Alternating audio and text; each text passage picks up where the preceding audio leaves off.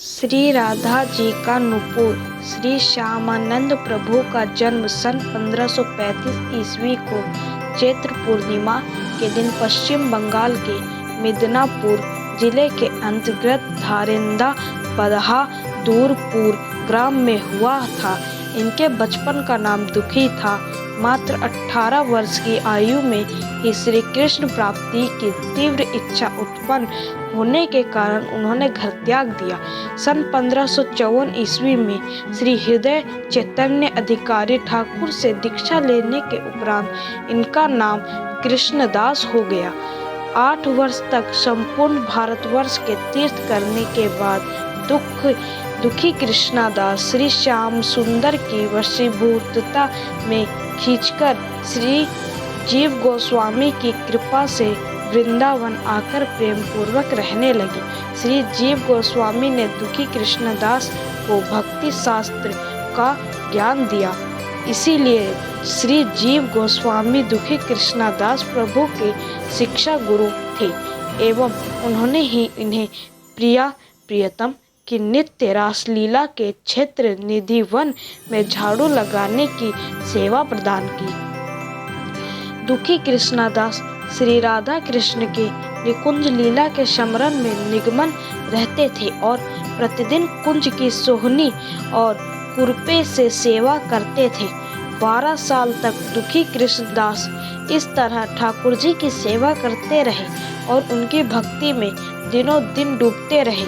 एक दिन जब कृष्णदास अपनी सोहनी और खुरपा लेकर कुंज में आए तो उन्हें झाड़ू लगाते समय पहले तो रास लीला के निशान मिलते हैं और फिर अनार के पेड़ के नीचे वह दुर्लभ अलौकिक नूपुर दिखाई पड़ा, जिसे देखकर वे विस्मित हो गए। उसी अति सुंदर अद्वितीय नूपुर की चकाचौंध से निधिवन प्रकाशमान हो रहा था।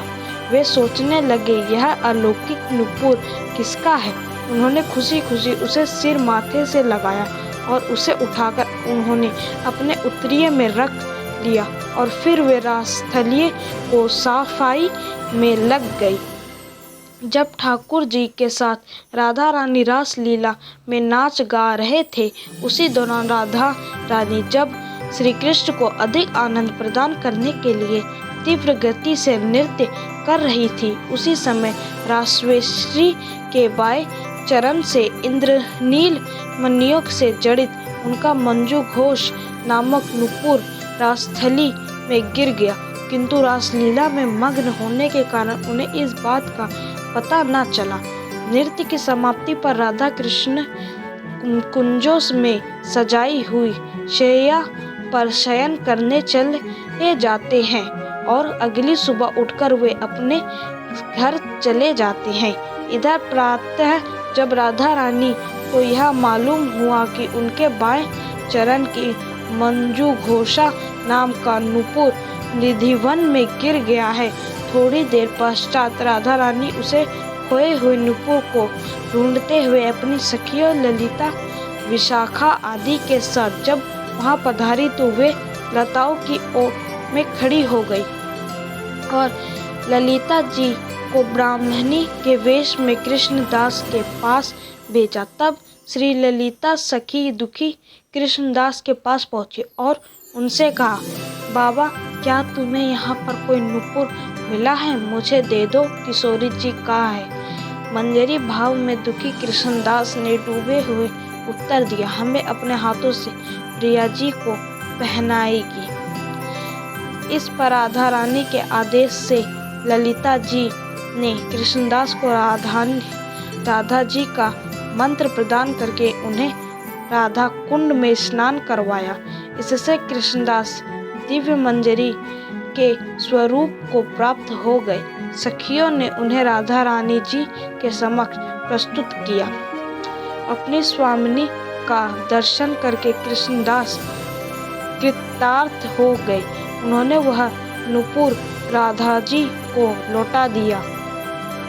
राधा रानी ने प्रसन्न होकर नूपुर धारण करा।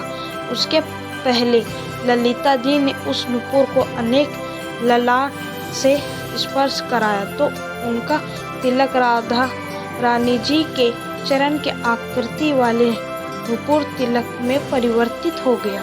राधा रानी ने स्वयं अपने कर कमलों द्वारा उस तिलक के मध्य में एक उज्जवल बिंदु लगा दिया।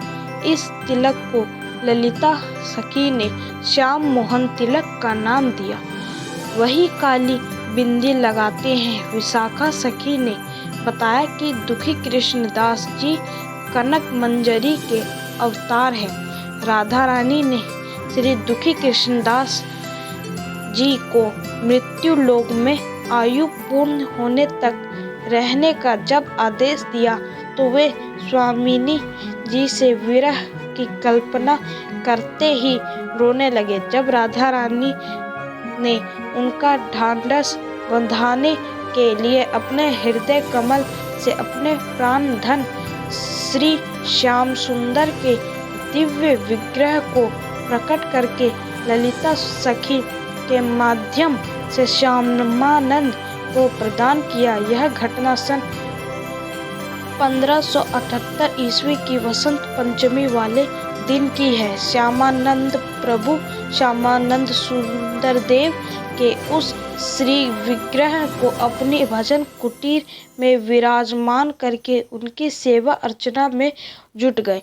संपूर्ण विश्व में श्री श्याम सुंदर जी ही एकमात्र ऐसे श्री विग्रह हैं जो श्री राधा रानी जी के हृदय से प्रकट हुए हैं। दुखी कृष्णदास ने जब यह वृत्तांत श्री जीव गोस्वामी को सुनाया तो किशोरी जी की ऐसी विलक्षण कृपा के बारे में सुनकर जीव गोस्वामी श्री कृष्ण भक्ति में पागल हो गए और खुश होकर नृत्य करने लगे।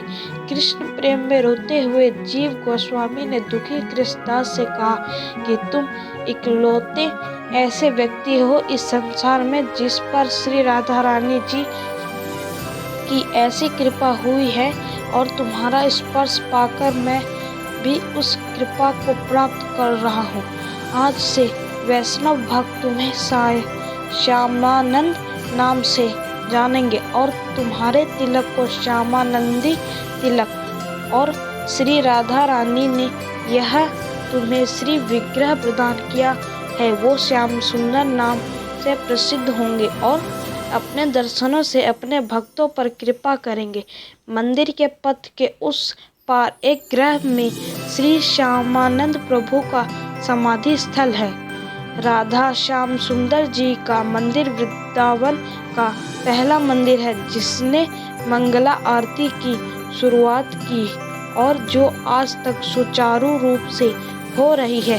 कार्तिक मास में इस मंदिर में प्रतिदिन भव्य झांकियों के दर्शन होते हैं और अक्षय तृतीया पर दुर्लभ चंदन श्रृंगार किया जाता है।